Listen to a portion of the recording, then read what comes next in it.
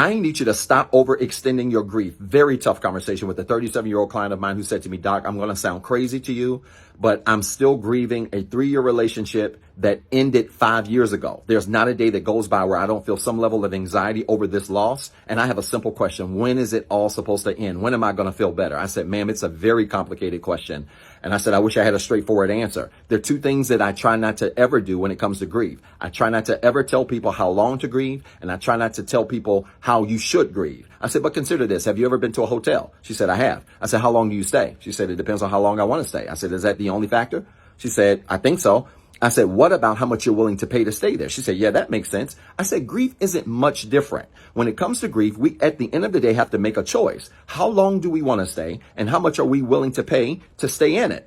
For some people, it costs them their joy. For some people, it costs them anxiety. For some people, it costs them depression. For some people, it costs them the chance of meeting somebody else. I said, but we've got to stop overextending our grief, because while I cannot tell you you should not grieve a loss, what I will say is you better pay attention to how much you're willing to pay to stay in it. I hope this makes sense. If it did, type church in the comments with 3 R's. And then remember, you've got 2 jobs. 1, be better today than what you were yesterday. And 2, don't forget what I told you.